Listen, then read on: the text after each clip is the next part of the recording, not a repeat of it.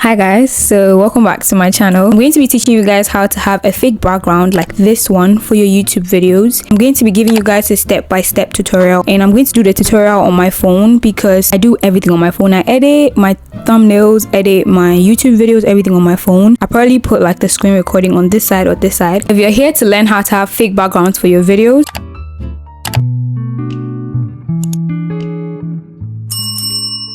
so I'm going to use my pencil because I just want to be bougie, okay? The two apps you're going to need are Canva and CapCut. You can download these two apps in the App Store and in the Play Store as well, free of charge. You don't have to pay for them. So for how to have a background for your YouTube videos, if you don't like the background you already have, one thing you want to take note of is make sure you're wearing block colors. Don't wear outfits with too much patterns because you're going to cut out your background from the actual video you film, and you don't want to confuse whatever app you're going to use to get rid of your background. Choose a top that would not confuse the app you use to get rid of your background. That's the first tip. The second tip is make sure you have adequate lighting on you so that there wouldn't be problems. The backgrounds you're going to choose most likely are going to be very aesthetic backgrounds, and if the lighting for those backgrounds and you are different, it's going to look tacky. So make sure you have good lighting when you film your actual video. Make sure you film the video with a steady tripod, a steady filming setup, so as to not move around too much to affect the background you put behind you. I'm going to link the one I use from AliExpress in the description box. I use it for TikToks, all that jazz. It's compatible with the camera and the phone as well, so you can get that. So how to get the pictures you'd use as your background. So the first thing you need to do is go into your Canva, which you have downloaded already, as I mentioned. You better have downloaded. So just open the home page of your Canva page. If it's for a YouTube video, you need to make sure it's 16:9. The picture is a 16:9 ratio. If it's for TikTok reel, the picture has to be a 9:16, which is like this. We're going to go into the search bar on Canva and search for just YouTube thumbnail. YouTube thumbnails automatically have that ratio, so that's what I do. So let's say I choose the first, always choose ones without the crown. I use the pro version, but for the benefit of this video, I know not everybody uses the pro version, so I'm going to choose the free version stuff, right? So we choose the first one. It's a 2 picture blah blah blah something. So we're gonna get rid of, select it, delete grid, and it will delete the whole thing. Delete the text from it just for a blank canvas. You're going to go to elements. When you click on elements, you realize that there's a set of options down here, and you can search for anything, okay? So one thing you can do is you click on, when you click on search element, you click on photos. It's going to open just your recent photos if you use Canva very often. I use Canva a lot, okay? So I'm going to click on search, and I'm going to click on office space. That's the kind of background I like my videos to have when I'm talking about YouTube and tech stuff. So I'm going to click search for office space. I'm very sorry, okay? I don't know what that was. It's probably something I put on top of something. Oh, office space. So when you search that, you click on return. A lot of them are gonna come, but if you don't use the pro version, you can't use the ones with the crown on them, so you don't want to do that. So you want to save multiple pictures because Canva gives you very good resolution pictures, and you don't want the picture to not be of good resolution when you're putting it behind you. That's a tip you need to take note of. So we're going to see this one. It looks quite good. We're going to enlarge it so it fills the white box. You don't want to leave some space, so we're going to do this. And then when we have it like this, we're just going to click on the download button, and it's going to save to your gallery. But you want to save multiple so as to like compare you with the backgrounds to see which one best fits. So we're going to go again to elements, and we're going to choose another office space example. There's so many on here. Okay, I like this one as well. So you're going to click on the old one, delete it, increase this one so it fills the white canvas you have to work with. Very good resolution. You click on download. All these things are going to go into your gallery. I don't want you to use Google or Pinterest because some images you might get off there will be the wrong size. It wouldn't be the best quality or resolution. So yeah, we've chosen this and this. We're gonna go to design again, Another thing you can do is you can make your own image. Okay, let me show you how you can do that. When you click on elements, yeah, you know there's design, there's elements, there's text, there's blah blah blah.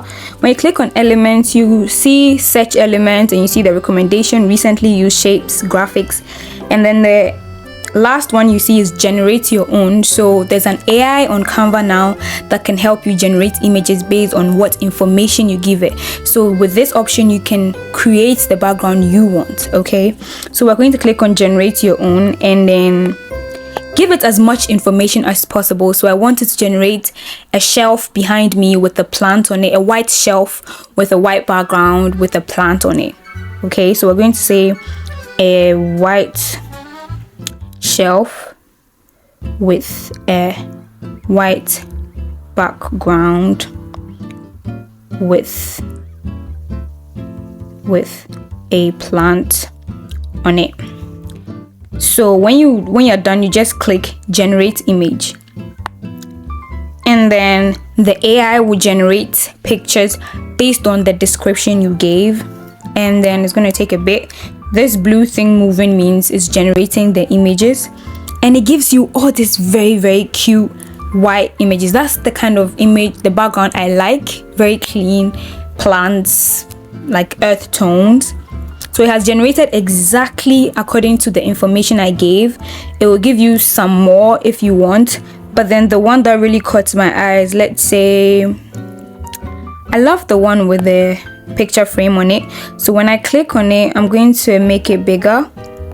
So to resize the image, double click your page and it will give you a box that you can like play with to choose which part of the image you want to be displayed, and you click done and that's the part that you would see.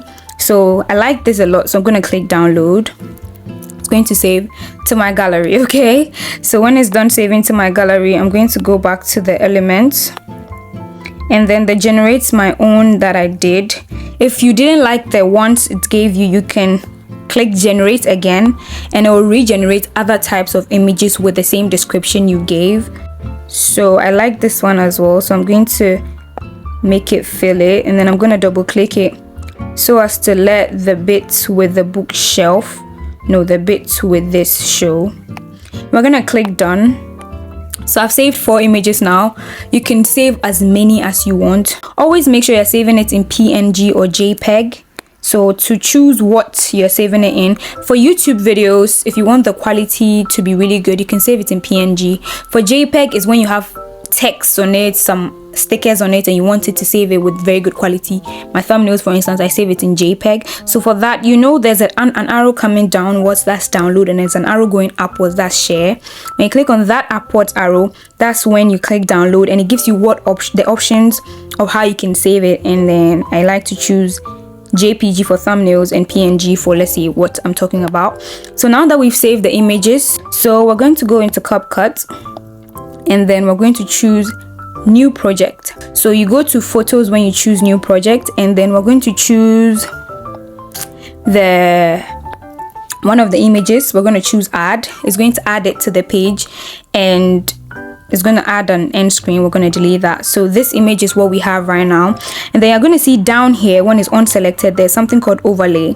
Click on overlay, click on add overlay, and then select the video.